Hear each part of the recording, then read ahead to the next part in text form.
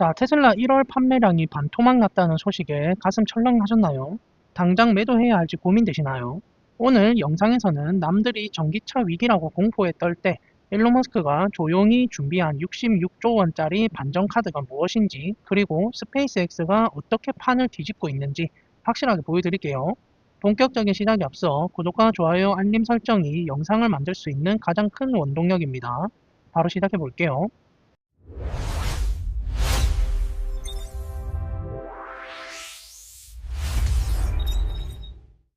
자, 먼저 중국 소식부터 살펴볼게요. 2026년 1월 테슬라의 중국 내수 판매량이 정말 충격적인 수준으로 떨어졌습니다. 1월 한 달 동안 중국 소비자들에게 실제로 인도된 차량이 18,485대에 불과했는데요. 이건 작년 1월과 비교하면 무려 45%나 폭락한 수치입니다. 바로 전달이었던 12월에 역대 최고치를 찍었던 것과 비교하면 한 달 만에 80%가 증발해버린 셈이죠. 물론 테슬라를 옹호하는 쪽에서는 상하이 공장 전체 출하량, 그러니까 도매 판매량은 6만 9천 대로 작년보다 늘었다라고 말할 수도 있습니다. 하지만 여기에는 일종의 착시 현상이 숨어 있다고 생각이 드는데, 상하이 공장에서 만든 차의 73%, 즉 5만 대가 넘는 물량이 중국 내수가 아닌 해외 수출용으로 배에 실려 나갔다는 점이에요. 쉽게 말해서 중국 안에서 차가 안 팔리니까 공장을 돌리기 위해 만든 차들을 급하게 해외로 밀어내기 수출을 했다는 분석이 나오고 있습니다. 실제로 중국 고객에게 인도된 건 전체 생산량의 27%밖에 안 된다는 거죠. 경쟁 상황은 더 심각합니다. 샤오미의 공세가 무서운데요. 이번엔 세단이 아니라 샤오미의 새로운 SUV인 YU7이 1월에만 3만 7천 대 넘게 팔리며 시장을 장악했습니다. 반면 테슬라의 주력인 모델 Y는 판매 순위가 20위까지 곤두박질 쳤고, 모델 3의 존재감은 거의 사라진 수준입니다. 자, 그럼 왜 이렇게까지 판매가 급감했을까요? 가장 큰 이유는 선수요 효과 때문인데요. 어려운 말 같지만 쉽게 설명해드리면, 올해 1월 1일부터 중국에서 전기차 구매세 5%가 부활했습니다.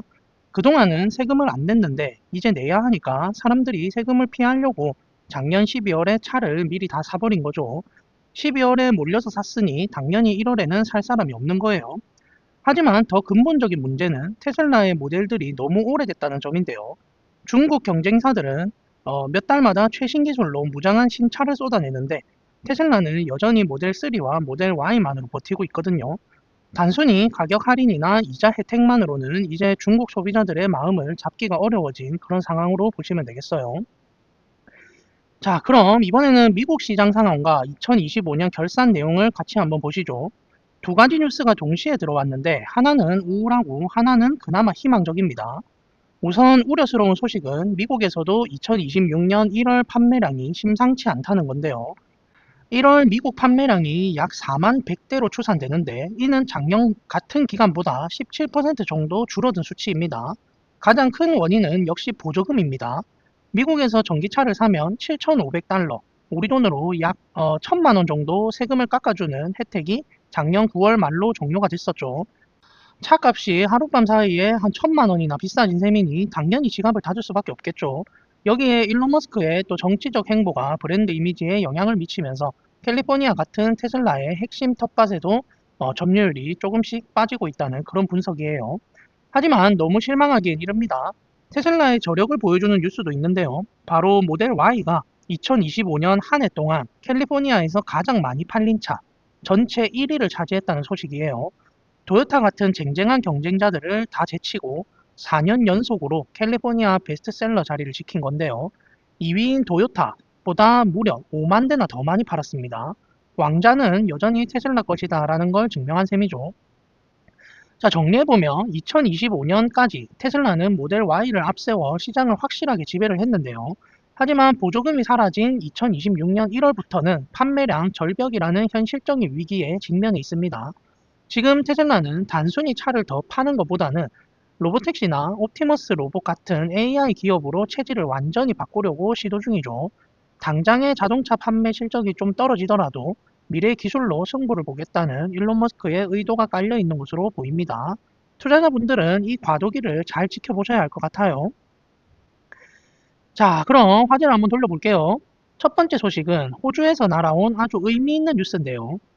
호주 퀸즐랜드주의 입스위치라는 곳에 스완뱅크라는 발전소 부지가 있는데요. 이곳에서 테슬라의 대용량 에너지 저장 장치인 메가팩이 공식적으로 가동을 시작했다는 소식입니다. 이게 왜 중요하냐면요. 이 장소가 원래는 석탄을 태워서 전기를 만들어 주던 그런 아주 오래된 화력 발전소였기 때문인데요. 과거의 유물인 석탄 발전소가 문을 닫고 그 자리에 미래의 에너지인 테슬라의 배터리가 들어선 것이죠. 이걸 전문 용어로 브라운필드 활용이라고 하는데요. 쉽게 말해서 아무것도 없는 허허 벌판에 새로 짓는 게 아니라 이미 개발되어 있던 땅을 재활용했다는 뜻입니다. 재활용을 하면 뭐가 좋을까요? 화력발전소였으니까 이미 전기를 실어 나르는 송전탑이나 변전소 같은 설비들이 다 갖춰져 있겠죠. 테슬라 메가팩은 이걸 그대로 사용하면 되니까 건설 비용도 아끼고 전력망에 연결하는 시간도 훨씬 단축할 수 있는 겁니다. 이번에 설치된 규모는 250메가와트 출력에 500메가와트시 용량인데요. 이게 어느 정도냐면 약 2시간 동안 주변 지역에 전력을 빵빵하게 공급할 수 있는 양입니다. 이 메가팩은 태양광이나 풍력으로 만든 전기가 남을 때 저장해 뒀다가 사람들이 전기를 많이 쓰는 시간대나 해가 져서 발전이 안 될 때 전기를 쏴주는 역할을 하는 거예요. 덕분에 전력망이 불안정해지는 걸 막아주는 아주 든든한 보초병 역할을 하는 셈이죠. 테슬라가 단순히 전기차만 파는 회사가 아니라 이렇게 에너지 인프라를 장악해 나가고 있다는 걸 보여주는 아주 확실한 사례라고 볼 수 있어요. 자, 그럼 다음 소식은요. 이번엔 돈나무 누나 아크 인베스트의 캐시 우드가 아주 흥미로운 발언을 해서 가져와 봤는데요. 요즘 시장을 보고 좀 거품 아니냐, 버블 아니냐 하시는 분들 많은데요. 캐시 우드는 우리가 지금 거품의 정반대편에 서 있다고 강조했어요. 이게 무슨 말이냐? 과거 2000년대 초반 닷컴 버블 때는 기술이 아직 준비도 안 됐는데 사람들 기대만 높아서 돈이 몰렸다면 지금은 상황이 완전히 다르다는 겁니다. 그동안 쏟아부은 돈 덕분에 이제는 기술이 실제로 완성 단계, 즉 황금 시간대에 진입했다는 거죠. 캐시우드는 특히 로봇공학, 인공지능, 블록체인, 에너지 저장, 그리고 유전자를 분석하는 멀티오믹스 같은 기술들이 이제 진짜 돈을 벌어다 줄 준비가 끝났다고 봅니다. 그래서 앞으로 5년 동안 미국 시장에서 엄청난 투자 붐이 일어날 거라고 예측하고 있습니다. 그리고 여기서 가장 중요한 점은 캐시 우드가 이 모든 혁신의 중심에 바로 테슬라가 있다고 본다는 건데요.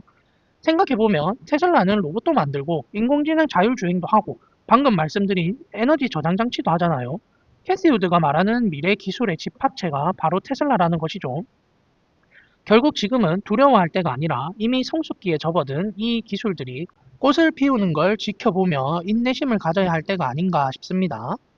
자, 그럼 이어서요. 다음 소식은 스페이스X와 관련해서 정말 놀라운 성장세와 앞으로 있을 상장과 관련된 중요한 소식들을 정리해 드릴게요. 먼저 스타링크 소식부터 살펴보겠습니다. 스페이스X의 위성 인터넷 서비스인 스타링크가 드디어 가입자 1000만 명을 공식적으로 돌파했다는데요. 이게 얼마나 대단한 속도냐면요. 2023년만 해도 가입자가 230만 명 수준이었는데 불과 3년도 안 돼서 335%나 폭발적으로 성장한 겁니다. 특히 최근 증가 속도가 무서운데요. 2025년 11월에 800만 명, 그리고 12월에 900만 명이었는데 정말 눈 깜짝할 사이에 1000만 명을 찍어버렸습니다. 계산해보면 900만 명 이후로는 하루 평균 약 19,000명씩 새로운 고객이 쏟아져 들어왔다는 얘기가 되는데요. 그래프로 그리면 초반에는 완만하다가 뒤로 갈수록 수직으로 치솟는 전형적인 J커브 형태의 기하급수적인 성장을 보여주고 있습니다. 이제 전 세계적으로 스타링크를 쓰기 위해 기다려야 했던 대기 명단도 싹 사라졌는데요. 현재 서비스 중인 160개 이상의 국가 어디서든 신청하면 기다릴 필요 없이 바로 쓸 수 있게 됐다는 뜻이죠. 게다가 올해 말에는 첫 번째 스타링크 버전 3 위성이 발사될 예정인데요. 이 차세대 위성은 인터넷 속도가 기가비트급으로 빨라지고 용량도 기존보다 20배나 더 늘어난다고 하니 품질 격차는 더 벌어질 것으로 보입니다. 이런 변화는 항공업계에서도 확실하게 느껴지는데요. 이제 항공사는 딱 두 부류로 나뉩니다. 스타링크를 쓰는 항공사와 여전히 버퍼링 걸리는 구형 와이파이를 쓰는 항공사로 말이죠. 이미 에어프랑스, 유나이티드 항공, 에미레이트 항공 등 35개 이상의 주요 항공사가 스타링크와 제휴를 맺었습니다. 이제 고도 35,000피트 상공에서 비행기 타고 가면서도 끊김없이 4K 영화를 보고 온라인 게임을 하고 화상통화까지 가능한 게 표준이 되고 있습니다. 구형 시스템을 고집하는 항공사들은 고객을 뺏길 수밖에 없는 상황이 된 거죠. 스타링크가 단순한 인터넷망을 넘어 글로벌 통신 인프라의 주류로 확실히 자리 잡았다는 증거가 될 거예요. 자, 화제를 돌려서 다음 소식인데요. 스페이스X가 상장, 즉 IPO를 준비하고 있다는 소식. 많이들 들으셨을 텐데요. 여기서 아주 흥미로운 전략이 포착됐습니다. 바로 일론 머스크가 회사를 상장시킨 뒤에도 지배력을 절대 놓지 않기 위해 듀얼 클래스 쉐어 스트럭처라는 그런 차등 의결권 도입을 검토하고 있다는 겁니다. 이게 무슨 말이냐면 보통 주식시장에서는 주식 한 주당 투표권 한 개를 주는 게 원칙입니다. 그런데 스페이스X는 일론 머스크 같은 창업자에게 한 주당 투표권을 10개 혹은 그 이상을 주는 슈퍼 주식을 하겠다는 거예요. 이렇게 되면 일론 머스크가 가진 주식 지분율이 50%가 안 되더라도 의결권은 과반을 넘겨서 회사를 본인 뜻대로 경영할 수 있게 됩니다. 사실 구글이나 메타 같은 실리콘밸리 빅테크 기업들도 창업자의 비전을 지키기 위해 이런 방식을 많이 사용하고 있는데요. 일론 머스크는 테슬라에서도 경영권 방어를 위해 의결권 비중을 높이려 했던 적이 있었는데 스페이스X에서도 똑같은 전략을 쓰려는 거예요. 도대체 왜 이렇게까지 하는 걸까요? 이유는 명확합니다. 스페이스X의 목표는 결국 화성 이주 같은 초장기 프로젝트잖아요. 그런데 상장을 해서 주주들이 많아지면 당장 돈이 안 되는 화성 프로젝트를 그만두라고 하거나 단기적인 수익을 내라고 압박하는 행동주의 투자자들이 들어올 수 있습니다. 일론 머스크는 이런 외부 간섭을 원천 차단하고 싶은 거예요. 스페이스X는 이번 상장을 통해 최대 500억 달러, 우리 돈으로 약 66조 원이라는 어마어마한 자금을 조달할 계획입니다. 이 돈으로 일론 머스크의 AI 회사인 xAI와 연계해서 우주에 AI 데이터 센터를 짓고 달에 공장을 건설하는 거대한 계획을 실행하려고 하고 있는 거죠. 결론적으로 스페이스X는 상장을 해서 돈은 외부에서 끌어오되 경영은 일론 머스크가 꽉 쥐고 흔들리지 않겠다는 강력한 방어막을 준비하고 있다고 보시면 되겠습니다. 자, 오늘 제가 준비한 소식은 여기까지고요. 오늘 소식에 대해 구독자님들은 어떤 생각이 드셨는지 자유롭게 댓글로 남겨주시면 함께 이야기 나눠보겠습니다. 이상으로 저는 장기 투자하는 파더 장토파였습니다. 감사합니다.